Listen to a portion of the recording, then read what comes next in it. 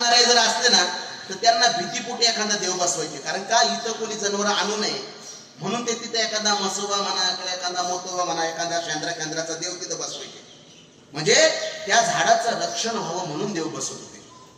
संतांचं असं म्हणणंच नव्हतं की तुमच्या मानगुटीवरती अंधश्रद्धा बसवावी, तुमचं शोषण व्हावं, तुमची पिळवणूक व्हावी. म्हणून आसूड नावाचं पुस्तक महात्मा ज्योतिराव फुल्यांचं वाचावं, याच्यामध्ये सगळ्या गोष्टी आलेल्या आहेत.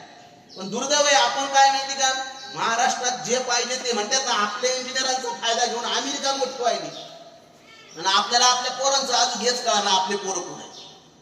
म्हणून मला सांगायचं तात्पर्य एवढंच आहे की संतांचा विचार जपायला शिका, आईवडिलांना जपायला शिका, आणि ज्या आईवडिलांनी काबाड कष्ट करून आपल्याला मोठं केलं त्या आईवडिलांची जाणीव आपल्या डोळ्यासमोर जर असेल तर निश्चित आपलं चांगलं होईल.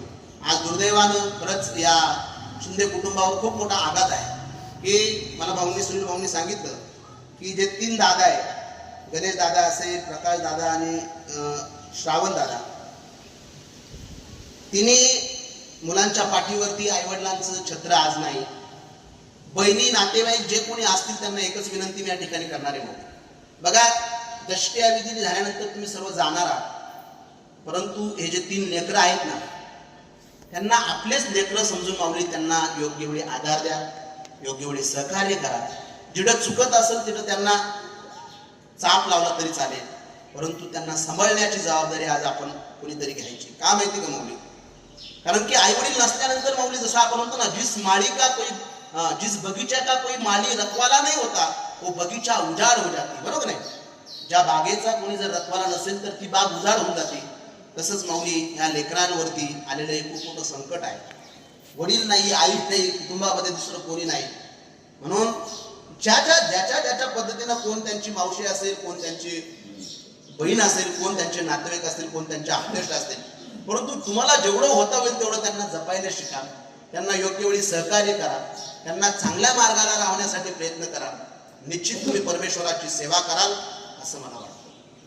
खरी श्रद्धांजली शांताईला ती आहे माऊली. नुसतं रडून गागून मोठमोठे बॅनर वाजून भाषणबाजी करून श्रद्धांजली होत नाही. तुम्हाला सांगितलं ना भाऊ, मी जुन्नर तालुक्यामध्ये वडगाव सानी या ठिकाणी एक वाटाणा तोडायला चाललेली बाई होती, गाडीवरून पडते आणि पडल्यानंतर पोटामध्ये इंजुरी होते, इंजुरी झाल्यानंतर ती वाढते, परंतु on cash, table cash 4.5 lakh रुपये या ठिकाणी जमा करून आम्ही त्या मुलांसाठी दिले होते.